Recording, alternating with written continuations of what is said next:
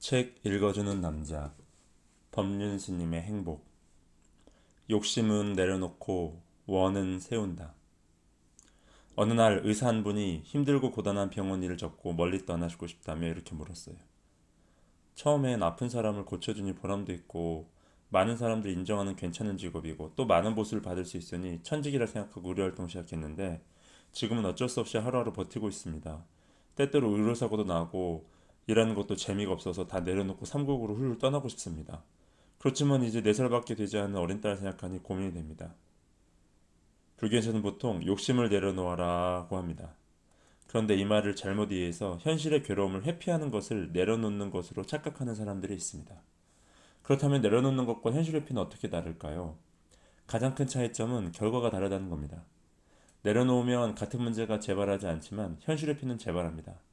예를 들어 애인과 헤어져서 속상한 사람이 현실의 괴로움을 잊으려고 저녁마다 술을 마시면 문제가 해결되나요? 아니에요. 아침에 술 깨면 다시 괴롭습니다. 그러나 아이고 그동안 저와 함께 있어주셔서 감사합니다. 안녕히 가십시오. 하고 집착을 내려놓을 수 있다면 더는 괴롭지 않습니다. 즉 놓아버리면 문제 해결되고 회피하면 같은 문제가 계속 되풀이됩니다.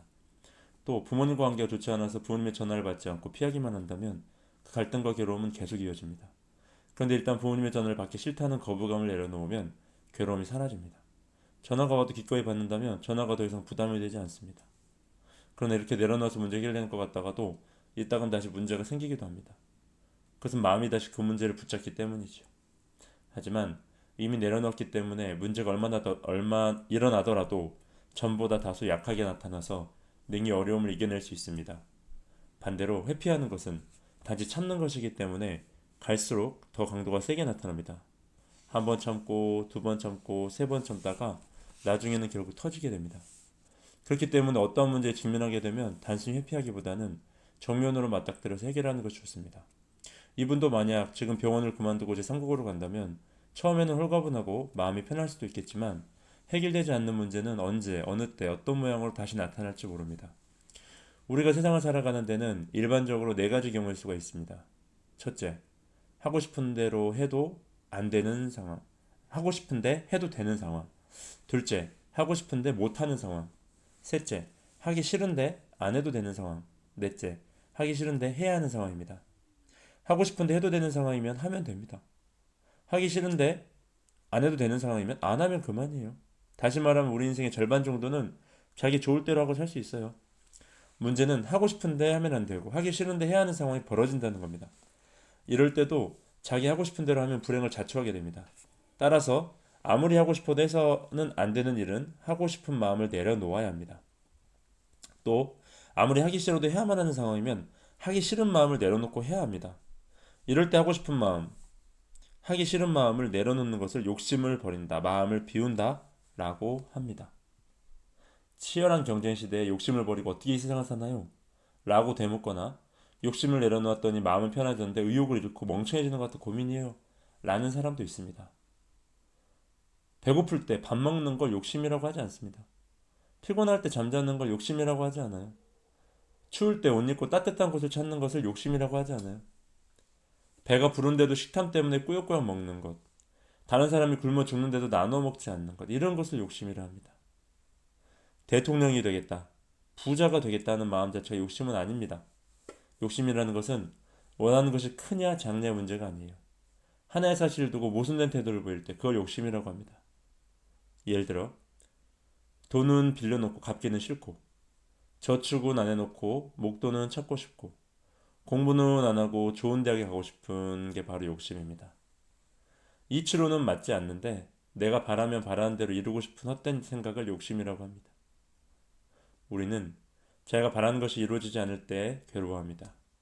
그 괴로움의 밑바닥에는 욕심이 자리하고 있습니다. 그래서 불교에서는 욕심을 내려놓고 대신에 원을 세우라고 합니다. 이때 욕심과 원의 차이는 무엇일까요? 바라는 바가 이루어지지 않을 때 괴로운 마음에 시달린다면 그것은 욕심입니다. 노력을 산만큼 해놓고 10을 얻으려고 하면 그것은 이루어질 수가 없습니다. 이렇게 노력은 조금 하고 결과는 많이 얻으려고 욕심을 부리다가 이루어지지 않으면 채워지지 않는 마음 때문에 괴로웁니다. 그런 욕심은 목표를 달성하는 데 도움이 되기는커녕 오히려 장애가 됩니다. 반면 원을 세운 사람은 바라는 바를 이루려고 노력은 하되 실패해도 낙담하거나 괴로워하지 않습니다. 안 되면 다른 방법을 찾아 다시 도전하면 되기 때문입니다. 가령 어린아이가 자전거를 타려고 할 때 처음부터 바로 탈 수 있나요? 연습을 해야 하잖아요. 그런데 한 번 넘어지고 두 번 넘어졌다고 신경질을 내면서 자전거에 문제 있다고 불평을 하거나 나는 해도 안 돼 하고 자책을 한다면 이건 욕심이에요. 자전거 타는 법을 배우려면 10번, 20번 넘어지는 과정을 거쳐야 하는데 한두 번 해보고 안 된다고 낙담하는 건 공짜로 먹겠다는 심보예요. 그런데 어린아이가 자전거 타는 법을 배우겠다고 나서서는 넘어져도 포기하지 않고 다치면 약 바르고 나와서 또 타보려고 도전한다면 그건 자전거를 타겠다는 원을 세운 거라고 볼 수 있습니다. 자전거를 꼭 타고 싶은 마음에 탈 수 있을 때까지 노력하는 건 욕심이 아니에요. 크든 작든 원을 세우고 연구하고 노력하면 실력이 붙게 마련입니다. 그러면 당장은 실패할지 몰라도 결국 성공할 수 있는 힘이 생기고 실력도 쌓이게 됩니다. 이렇게 문제가 생기면 생길수록 더 잘 해결해 보려고 연구하고 노력한다면 그건 원입니다. 아, 이런 문제가 있네. 그럼 이번엔 이렇게 한번 해보자.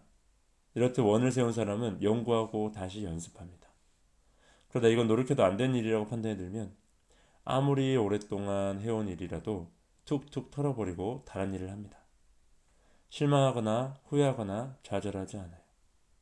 결국 욕심을 버리라는 뜻은 무조건 부자가 되지 말라, 출세하지 말라는 게 아니에요. 만약 정말로 원하는 것이 있다면 욕심으로 하지 말고 원을 세워 성취해보라는 것입니다. 원을 세우고 그 원을 성취하기 위해 노력할 때 삶에 재미가 붙고 활력이 생깁니다. 그러면 바라는 게 이루어질 가능성도 높아집니다.